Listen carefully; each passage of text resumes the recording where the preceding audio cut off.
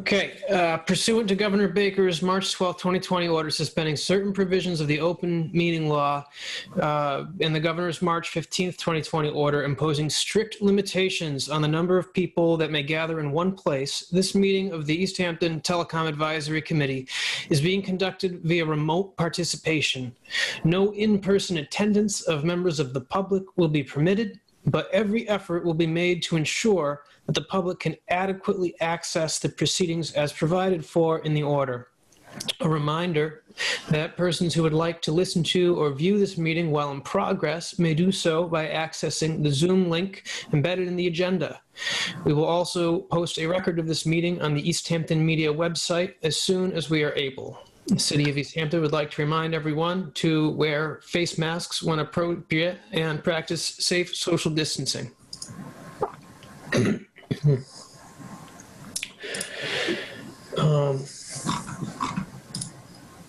Okay, so there is no one here for public speak. We could go into the approval of minutes. Have you guys reviewed those? Yes, I'd be willing to make a motion to approve the minutes. All right. I'll second. Thank you, Kevin. Motion to approve the minutes is accepted. Let's do a roll call vote. Dan? Aye. Aye. Tom Peak? Aye. Kevin? Yep. And Stan? I said aye first. Okay. Thank you, guys. Stan rhymes with Dan. Oh, Motion is accepted unanimously. Thank you. So what's the next thing we got to do here? Oh, great. Right into it. So there was a request last meeting we had, that I compile all the drafts we have into a single document and mail it out to everybody. I just, in the minutes before this meeting, put everything together with Tom sent me in a benefits and risks update. I did not include, Dan, your text there on the charter contract.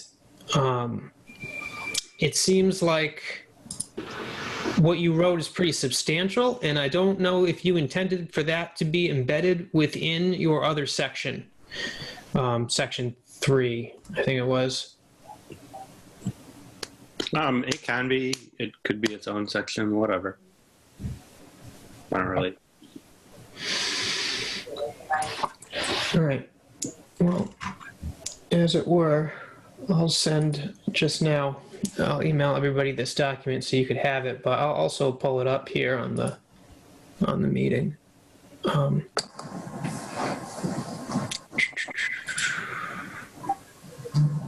Great. Nope. Oh, I just Tom? got an email from, I think we all did.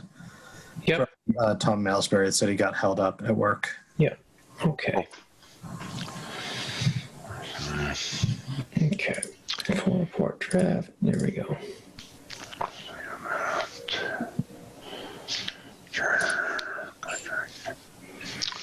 All right. Everybody see this?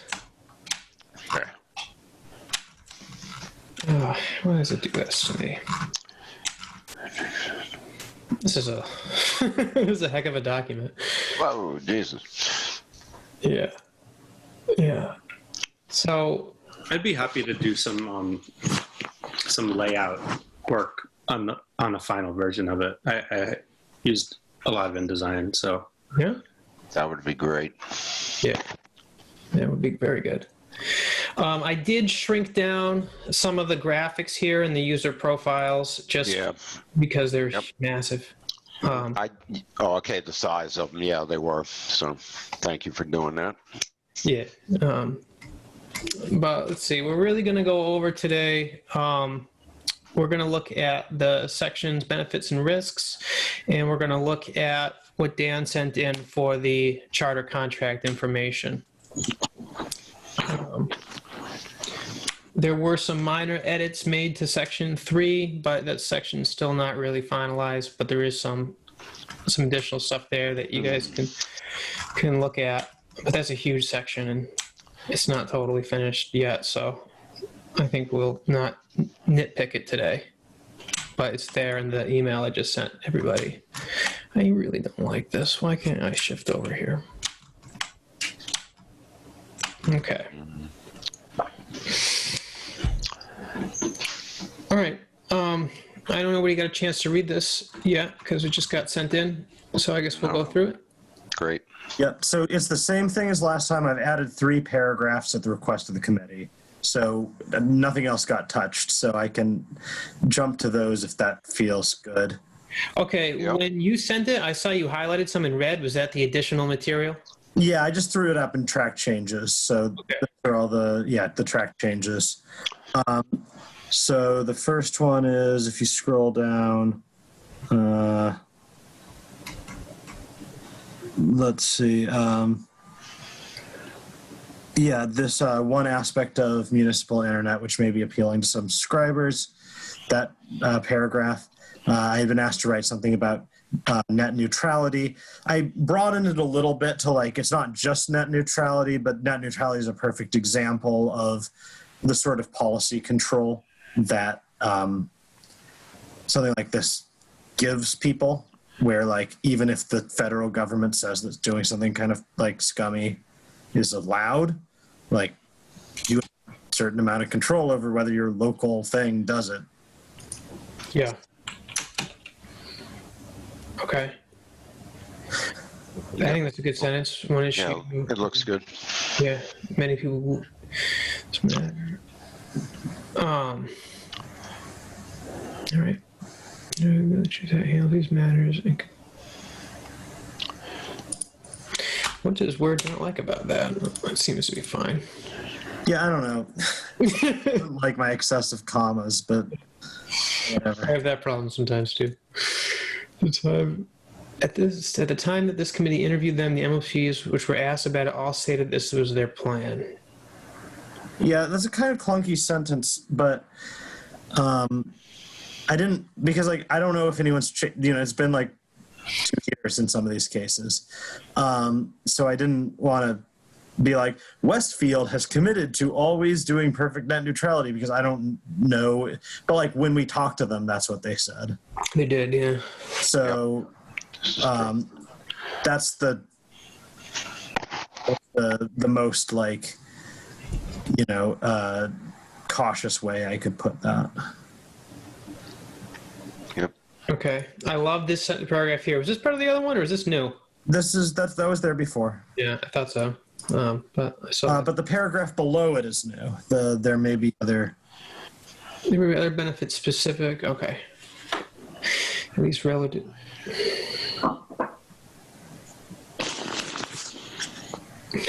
Tom, you're such a politician.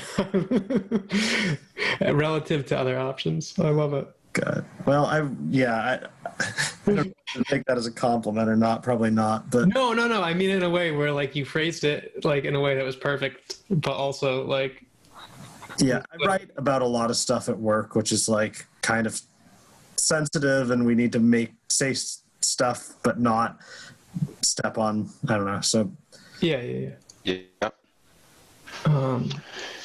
It looks pretty good, that paragraph. Public-private partnership, policy, access private funds. Excellent. That really sums up in a super nutshell the 3 different models that we were looking at. Right. Well said. Yeah. And then in the risks section, I just added a paragraph at the bottom, which is just sort of the mirror image of that last paragraph in benefits. Yep. There is no free lunch. This risk is existing. Yes, yeah. Totally agree with that line. I would suggest here talking about it's a risk if we fail to implement a plan that achieves the same level of success which have been observed in other neighboring communities. To me, I'm not sure if the success or failure is so dependent on the comparison to other communities, but whether or not we meet our own business plan. Okay, so what if we said something like, I'm sort of just brainstorming here, but something to the effect of like that we may not be able to meet the need. We may fail to meet the needs of the subscribers, despite other communities having successfully done so. I'm not sure we even need to say that. It's kind of overstating the case, I think. I understand your motivation, but... I mean, I guess my point is just because other places succeeded at this doesn't mean it's guaranteed that we will succeed at this. Maybe that's actually what we put. We could say, actually just scrap that whole sentence and say something like, while other communities in the area have successfully implemented business plans that have led to successful municipal fiber networks, there's no guarantee that Easthampton would succeed at doing the same. Yeah, maybe while we're encouraged by the experiences of neighboring communities, something along those lines. But yeah, I think that reads better. And the sentence you just dictated, Tom, leads really well into the next sentence in this paragraph. Sure, then let's just do that then. Do you want me to say that again? Yeah. Okay, so I like what Kevin said. We were saying, while the success of other neighboring communities in setting up their own fiber networks is encouraging, there is no guarantee that Easthampton would succeed in doing the same. While encouraged by the success of other neighboring communities, I think that reads better than putting it at the end. Sure. So, yeah. There's no guarantee that Easthampton, what was the end there? Will achieve the same level of success. Well, yeah, have the same experience. Yep, either one. And then just move the is encouraging while the, now I can't remember what the. While there is no guarantee, are we moving, while there is no guarantee that Easthampton will achieve the same level of success, it is encouraging? No. No, I think what Kevin says is that we could say, like, while the committee is encouraged by the level of success achieved by. Right. While encouraged by the success is what I said. It doesn't even have to be the committee. While encouraged by the success of other neighboring communities. That's basically it. Yep. There you go. Of other and of neighboring communities, I don't think we even need to have the other in there. While encouraged by the success of neighboring communities. So yeah, get rid of the other. There we go. Yeah. You have to take out the second encouraging. Did you already? Yeah, Yep. you just did that. You just did. Right, he just, yep. Yeah, that reads a little smoother, so, yep. All right. Well, hold on. That was two sentences that just got deleted. I think. Oh, yeah, you're right. Okay.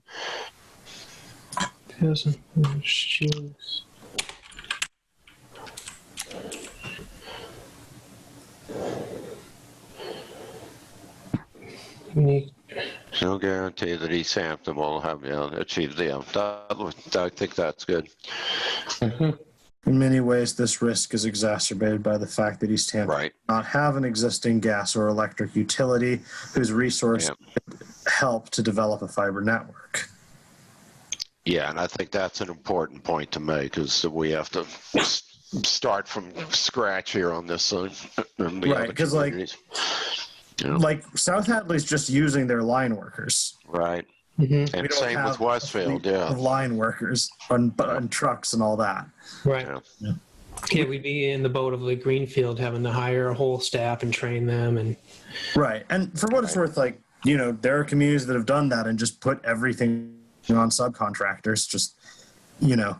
Right. Just literally, we're just going to hire people to install this stuff, and we're going to then subcontract out the, you know, the customer support to this one company, and we're going to subcontract out the billing to this other company. It can be done. It's just, or you just hire a bunch of people and buy some new space somewhere and set it up. Right. I'm not saying it's impossible. It's just kind of tricky.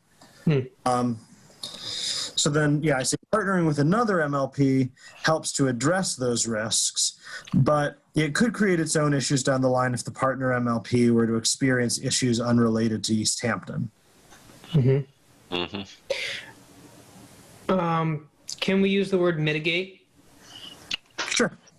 Comes to mitigate. Mitigate those risks. Yep, very good. And if they The $10 word of the day. right.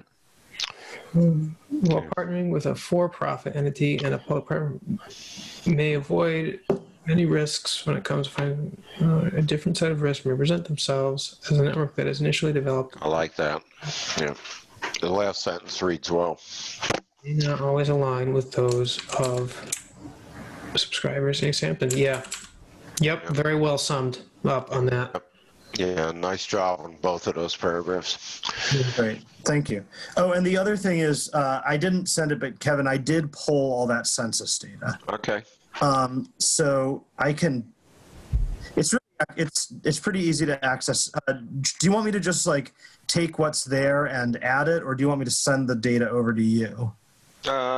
I'm comfortable with either one of those. I'm really busy right now, so if you're comfortable with editing it, that's fine. So Sure. I mean, yeah, I'll just, when we get to the final draft, I'll just drop. exactly. It's not like there's a lot of like ambiguity about it. We're just, Yeah, I just didn't have access to that data when I wrote Yeah. that chapter, so I wanted to put in some ironclad facts, as it were. yeah, that makes sense. So Microsoft thinks we should remove this and just for the network is what they say. I agree. Sure. Yeah, moreover, for the network to remain functional. Yeah. Okay. Yep. Okay. Thanks, Microsoft. Yeah. They've gotten a lot better, I'll tell you, at editing on the fly. Word. I'm Yeah. noticing that lately, working with the documents. They also have AI embedded in a lot of things now, so that when you keep making the same mistake over and over again, it just corrects it. Yeah, the AI does not like my writing style. I run into this at work a lot, but whatever. I have a C key that sticks, and it puts like 4 C's instead of 1, and after about a week of that, it's like, oh, this guy doesn't want to do that. It just corrects it now. Okay. All right. Oh gosh, that didn't Okay. go very well. So I just copied and pasted in Dan's thing here so we can read through it here as well. See, I think we got to cover. Oh, is there any other comments on risks that anybody had? Pretty good to me. Right. Okay.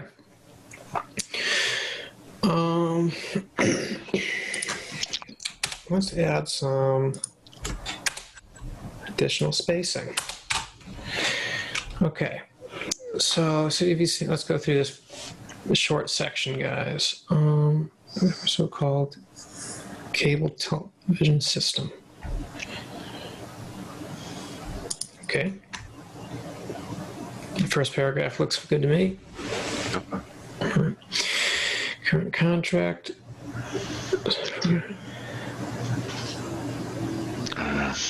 Can enter into.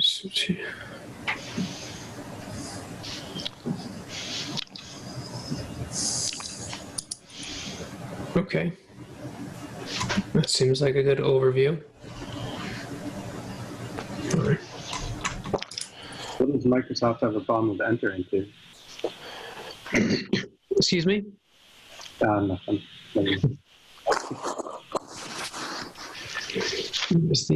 Yeah, I was unhappy with the word.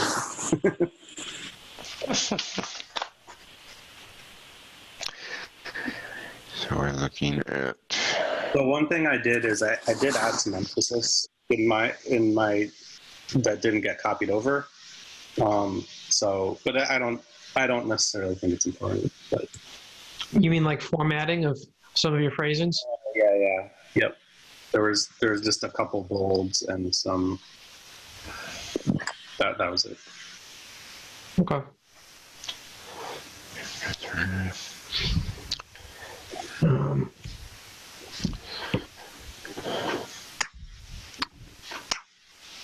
Okay, it's pretty standard. Notable topics not addressed in the contract. I just made up this list. Okay. Editorializing. Okay.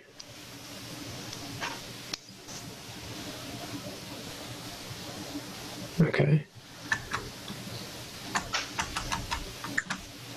Is everybody following along here? Yeah. Yep. So far. Careful, because right after where it says equipment, that's the end of the list. Yeah. Oh, okay. There you go. Following sections are highlighted due to their relevance to the topic. Yeah, so this was like specific, because it's 45 pages of a lot of things. So these were the ones that I felt like, oh, this is relevant to the municipal internet stuff in some way.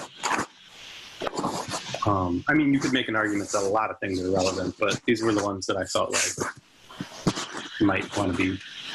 This is an excellent point here, section 8.8. Mm-hmm. Yeah. Under governmental communications. Very similar. It explicitly excludes commercial telecom services. Yep. So, kind of that one's sort of a bummer, but it is. Okay. That's great. That's what we're all worth, guys. Their monopoly is worth 50 cents for each one of us. Well, I mean, Per subscribing household. not at all dictate that they have a monopoly. It's they have a de facto monopoly Well, correct. because no one wants to compete with them. But Now, about the revenue to the city not being constrained, it actually is constrained in that the contract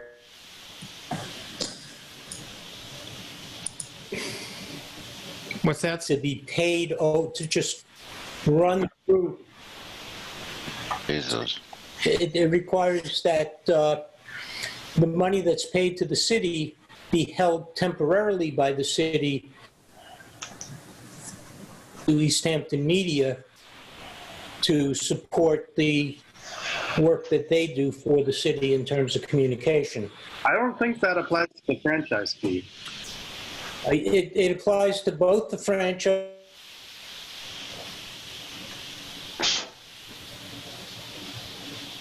the equipment, once a year equipment funding.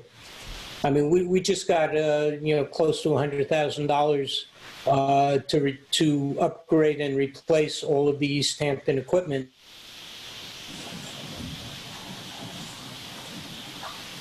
Is it just me, or is it breaking up a little bit? Yeah, it's breaking up. Yeah, same here. Oh, Yeah, I think your upload speeds are a little slow. yeah. Gosh. So this might bear another pair of eyes looking at it. But Yeah, let's take a look at this sentence and just make sure. So we're talking about here, section 1314 you mentioned. So those PEG, right, yeah. so No, that goes to Easthampton Media. It's the weird noise. Yeah, I'm having problems with internet. Yes. yeah. So I Okay. can Oh, tell here's that. the rest of the money too. So I knew we got more than that. Anyways, well, Stan, we had a hard time hearing you. It looks like you're freezing up a bit. But we're going to check into this. Basically what I was saying, can you hear me now? No. You're coming in and out. Stan, it might make sense if you cut your video. Sometimes that makes it easier. Yeah, turn the If camera. I cut video? Yeah, Okay. cut the video. I think I cut the video. Is that any better? A little bit, yeah. Okay. So basically what I was saying before is basically what's being shown in section 13.4 and below about the PEG money. Anything that says PEG gets taken out of the city coffers and sent over to Easthampton.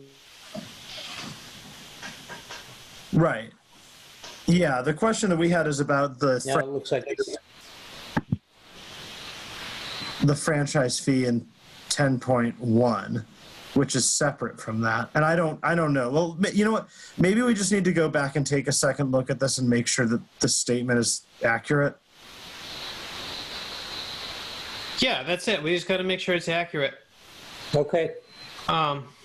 So I'll get caught. It could be separate, maybe it's not. Maybe it is bound together. Either way, we just got to get it right. It appears to me in the contract to be separate, but it bears checking. Okay. Just I mean, it's a tiny amount of money compared to the bag money.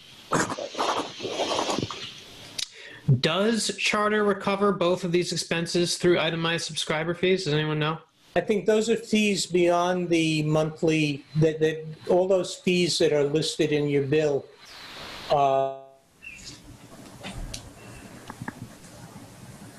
They have lots of additional fees. Yeah. But does anyone know? I don't have Charter's television service or anything. So does anybody know specifically if these things are itemized and added on to everybody's monthly bill? So they don't appear to be itemized for me.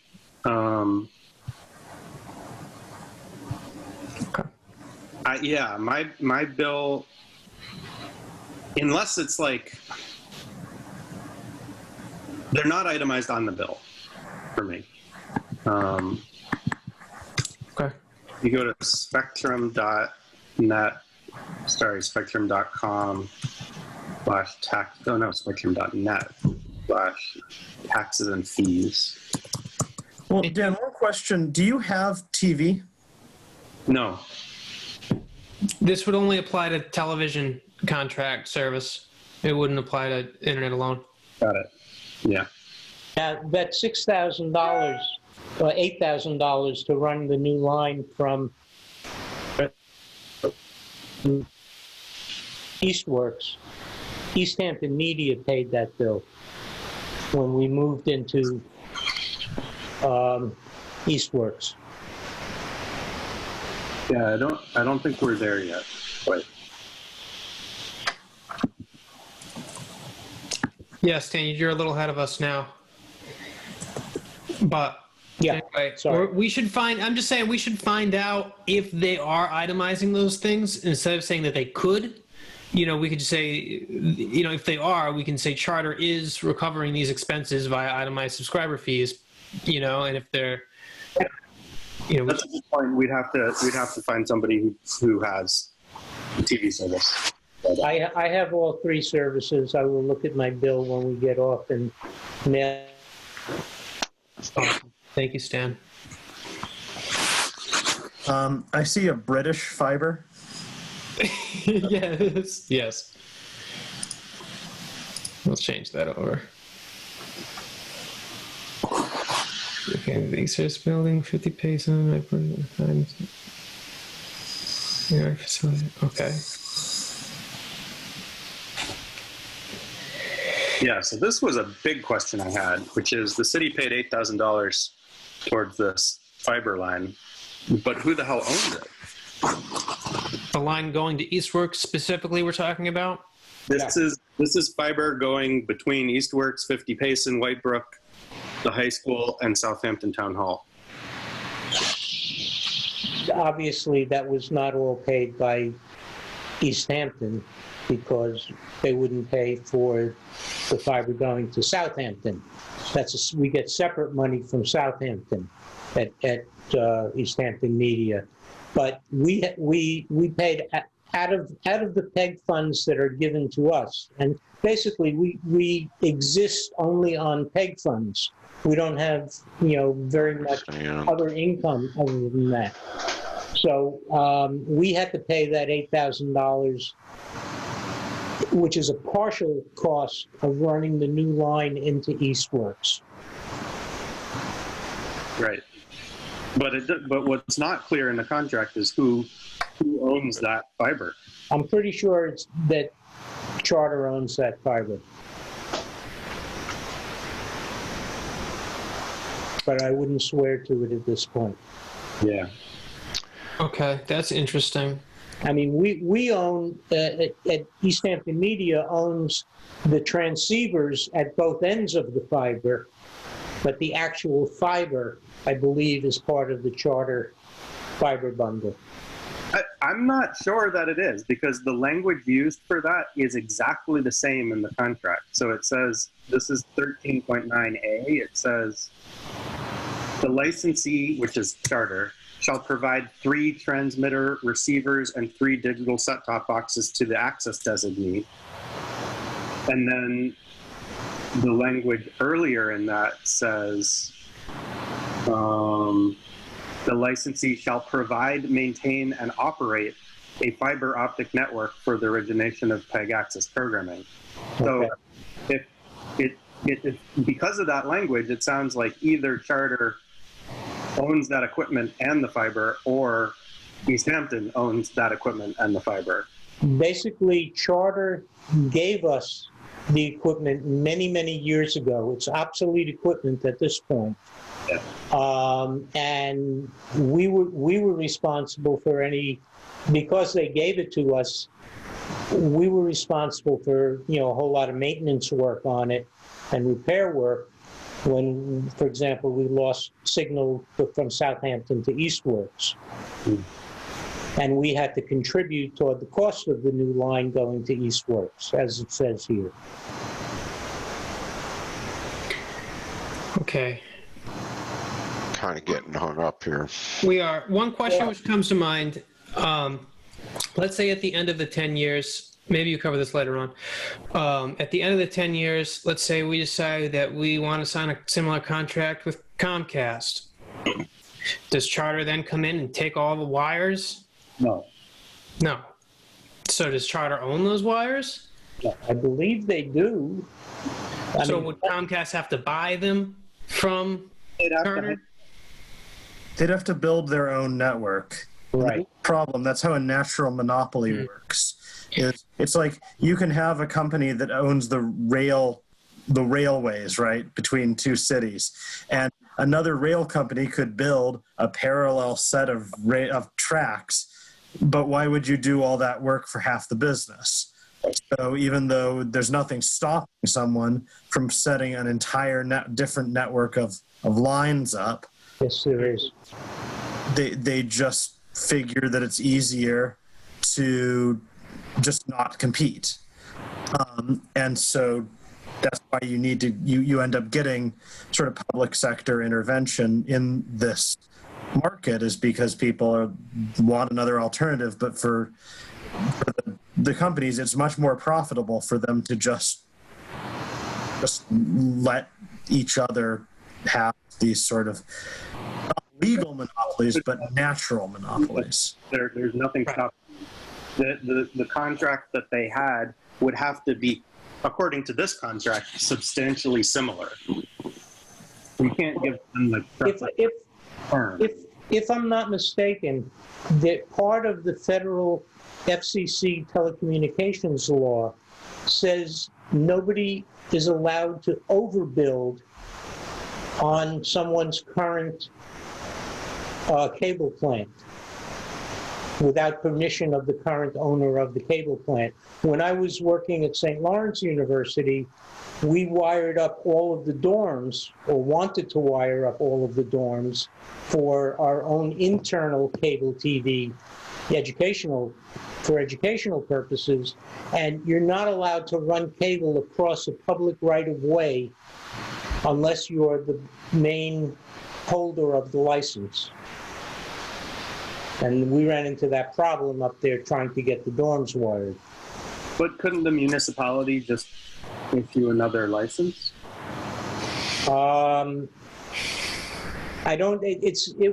It's possible, but I don't know. I mean, when I was at St. Lawrence, which was in New York State, the cable company, said, yes, you can run those cables as long as you're not carrying any broadcast television. But I think that that's a different, I know that that's how that worked, and I know that New York handles it like that. But this contract definitely does say that another internet provider can come, or well, this is really all about cable TV, but another Right. cable TV provider can come into town so long as the agreement that they have with the municipality is not substantially different than the one which Charter has. Okay. I'm Okay.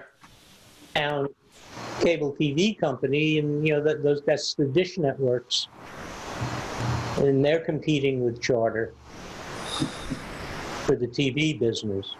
Sure. But they don't need any local infrastructure because they're just putting up dishes on private property. Right. Okay. Great. So,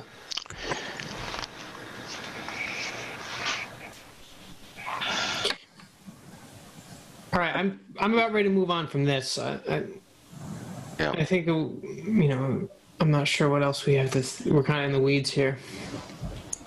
Yeah. I think it's really pertinent to figure out who owns the existing fiber. Yeah, well, that's certainly. But I don't know I'm pretty sure it's Charter. if the city solicitor or the mayor's office or I don't know. Stan, is there any way you could find that out for certain through Easthampton Media? Yeah, I will. Okay. Great. All right.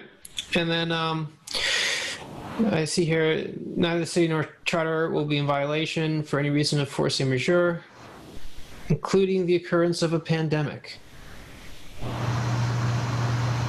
I don't know how necessary that one is, but I just thought it was relevant. What does that mean? Force majeure? Yeah. Acts of God. It basically,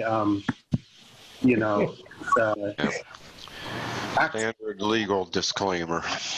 So like a hurricane comes through and destroys all the cable internet, and then they can say, well, we're not in violation of the contract because this is force majeure. Right. Civil or military action, insurrection, riots, epidemics, landslides, lightning, earthquakes, fires, hurricanes, volcanic activity, etc. I just thought it was interesting that it said pandemics, which means that under the current climate, there are things that would be in violation that may not be. So I don't know how necessary that is to say. Yeah, I wouldn't be scaring any of the potential supporters any more than they probably already are. Yeah, I think I'd probably kill that last one. But It's an Yeah. interesting point, but I don't think we need to mention it. Yeah, I think we can nix it. I'm just gonna, Make the document shorter. All right. yeah, concise.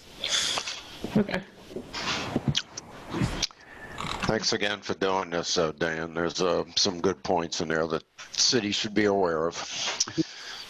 I don't think anybody wants to go through the 45-page experience on their own. there's no need for other people to.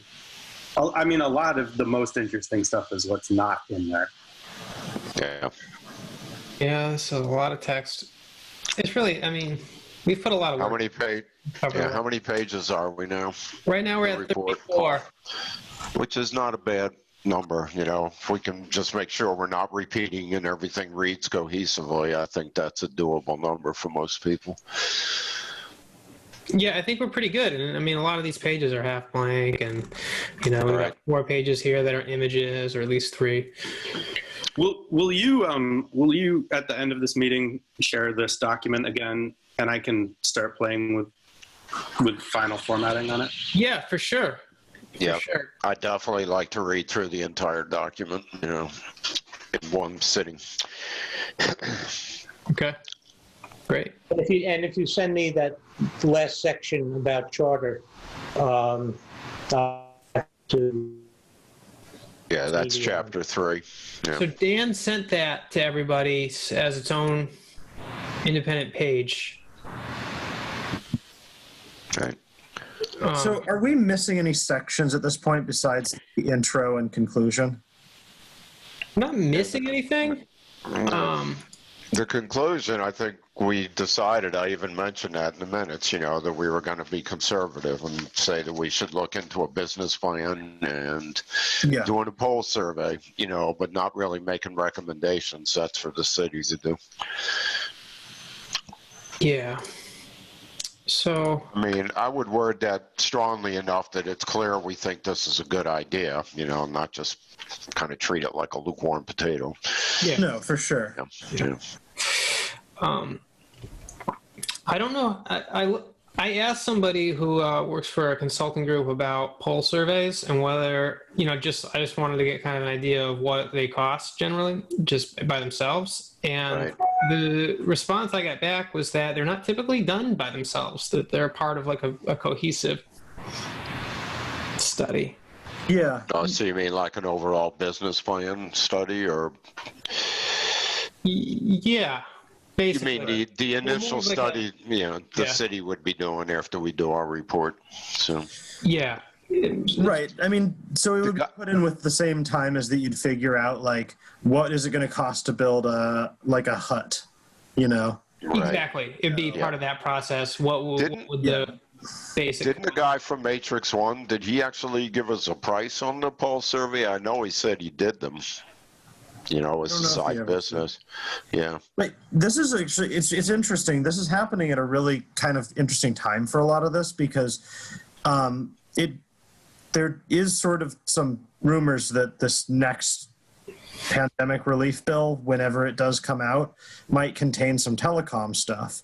Now, it probably isn't going to contain enough telecom stuff to pay for a fiber optic network in Easthampton, but the thing is that when these things happen, a lot of people are coming in asking for like really big chunks of money. So if we come in and are like, hey, we just want $50,000 to pay for a study, like it could be that, and then we're like, and we just literally, came out with this report saying, and look at all this. Right.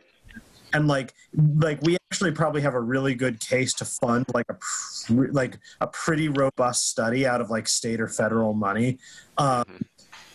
So like this could all just be timed really, really well, provided that we get this done like reasonably soon, like probably like by, I mean, at this point, what are we looking? Probably December. Yeah. October. Yeah, I mean, I'd like to have the final report next month, Yeah. So, and at that point, then, December, it would be presented to the public, which would work fine because, even no matter what happens in November, things aren't going to really start happening until January. So December, the timing would be good, I think. Right. Yep. Okay, so what needs to happen between then and now? So I'd say by the next meeting, I'll write up sections 1 and 13. We still need to revisit market landscape and tidy that up. The other sections look pretty good. Market landscape. Kevin, were you working on another section or editing one? No. I don't think so. I was going to put in the data that Tom has gathered, the demographic data, which was actually, I believe, for section 10 in the first section. So, no, the other ones, you had made the changes to the two sections that I wrote, the history and the field visits, and I like your changes, so I'm fine with those the way they are. We also need to kind of compile what our addendums are going to be. Right, and I made mention of those in the last minutes too. So one of the things we were going to do was to put quotes around the quotations, the user stories from section 10, the comments from the survey takers. And then we were going to clean up the pronouns and the names that were used. So, but that's all part of the final review to me. So cleaning up the grammar. Yeah. So no, at this point, I'm pretty good with the report the way it is. I just want to see the full report together, and then I can make any changes that I want during one big reading session. Okay. Yeah, as soon as this meeting's over, I'll send everybody the minor edits. That would be great. Yep. And then, like you said, the recommendations and the executive summary things, if you can send those out when you have those done so we can all look at them, that would be great. Yeah. I really thought I could get to them by this meeting, but I've been slammed. Yeah, tell me about it. I've been a bit busy myself. Yeah. Well, So I don't think we can make this thing perfect, but I think we've got a lot of really good data in here at this point, and now it's time to trust it to the city government and have a go at it. So, yeah. Okay, so let me just make sure I understand the process. Are we gonna, like, I know that we had talked about having like a subcommittee or something look this over between now and, just to sort of like just make sure that everything's there and just go over the language one more time. Are we still thinking of doing that, or are we just trying to get a rough draft with everything? I think we are that subcommittee, Yeah. by attrition. Well, we're we've still a almost become quorum, that. so Right. And I think it's we fine. need a Let's just, non-quorum group. let's keep moving the process forward, and hopefully everybody will be on board for the final edit here. So, Okay, so Dan's going to do layout stuff. Yeah. Did I just hear you say you were going to take a first crack at the intro and the conclusion? Yeah. I'll say that. Yep. Yeah. Okay. And What do I need to do in the next month?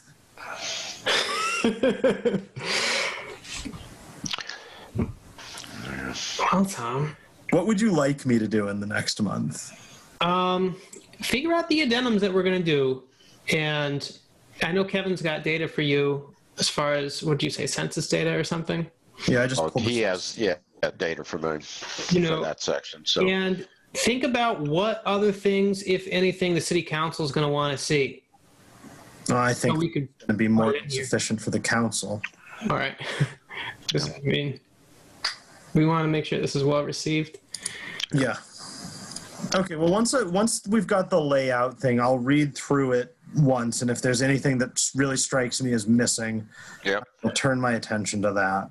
And But that's if we have an intro and a conclusion, we'll have a rough draft that we can look over in November, and then I guess maybe it makes sense at that point, when I think some of us will have a little bit more time, to just give it like a once over for style and formatting and everything.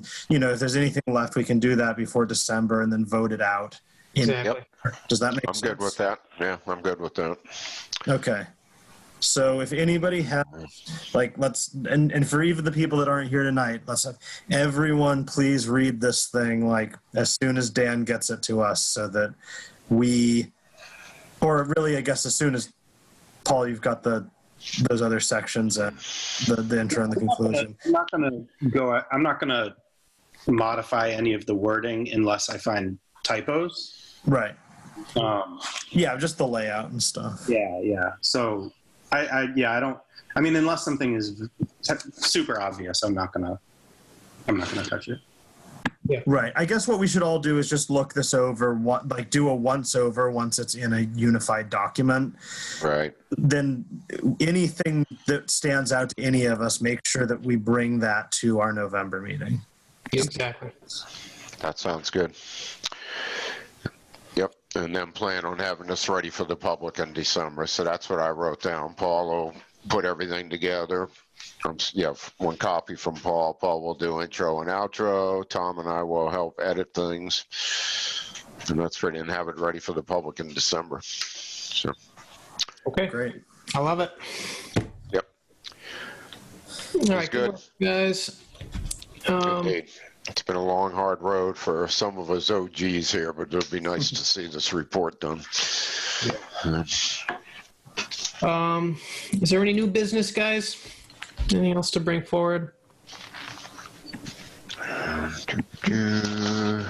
Not for me. All right. Well, I think we have a good plan to go forward. I think it's going to be an awesome report. And with that note, is there a motion to adjourn?